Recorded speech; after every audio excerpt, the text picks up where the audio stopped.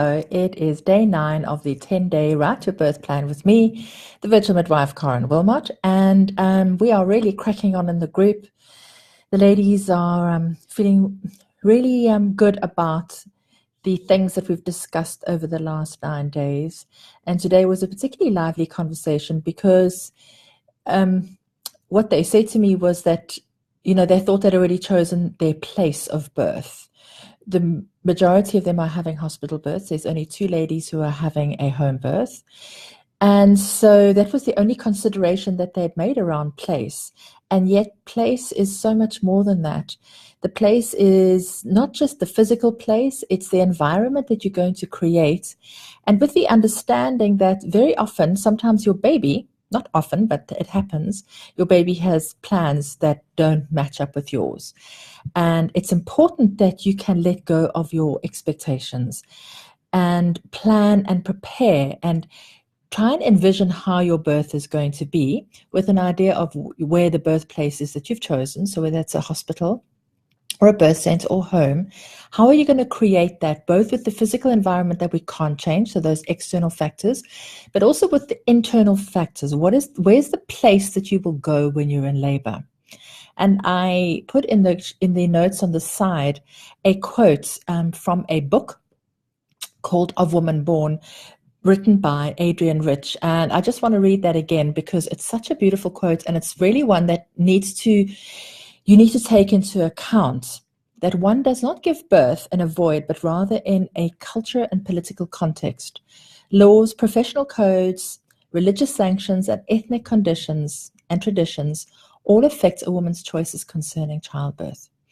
And as I said, sometimes it's the baby who decides where it's going to be born. And I know that in my own experience, I've had several babies that have been born in places that their moms didn't expect them to be born. The most memorable one being in a Porsche Cayenne outside the Royal Opera House in Oman, which made the papers, not surprisingly. And it was a beautiful birth, and all of us agreed that it couldn't have happened any other way, and we wouldn't have wanted it to happen any other way. It was just the way that it was meant to be, but she was so prepared in every other way that the place didn't matter, because where she went into in her head was the place where she needed to be in order to give birth. The fact that she was in a car, that it was unplanned and unexpected, that it went much quicker than what she expected, didn't matter, because she went to the place where she needed to be in her head. And when we talk about the physical environment and the things that you do have a limited amount of control over, and these are the things that you're wanting to discuss and think about when you do create your place, is about the energy that you're going to create, the atmosphere that you're going to create. You want the atmosphere that your baby is born into to be calm and loving and welcoming. We talk about things like low lighting wherever possible.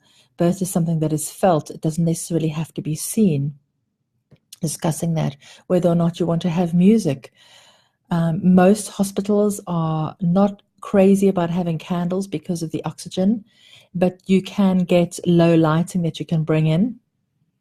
And then things like even the creating a sensory environment. So what do you see? What do you hear? And what are you feeling? It even comes down to how comfortable you feel in what you're wearing, and what is it that you want to wear when you're in labor.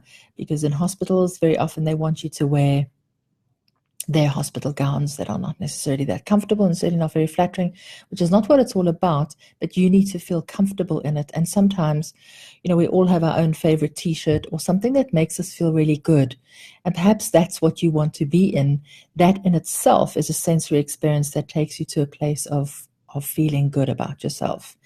And when you're in a comfortable environment, both externally and internally, it allows you to let go of your inhibitions, which is incredibly important when you're in labor.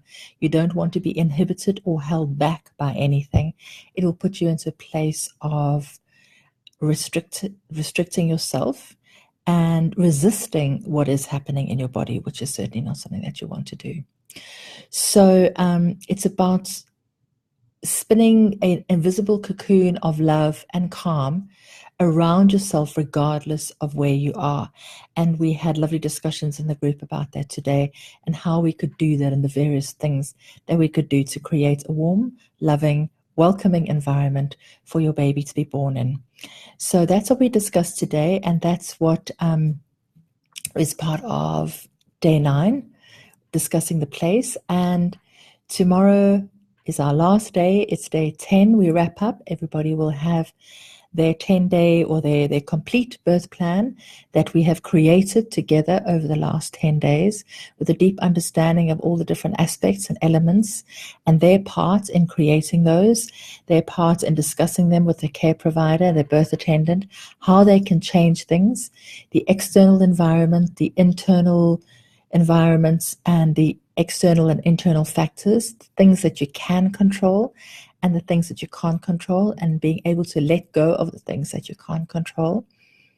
And tomorrow, the last thing that we'll be discussing on day 10 will be the placenta, which is all about talking about the difference of the physiological third stage and interventions for the third stage, and also what happens directly after the baby is born, delayed cord clamping, and the precious moments after birth. So, loving having you all here, and I will see you tomorrow night.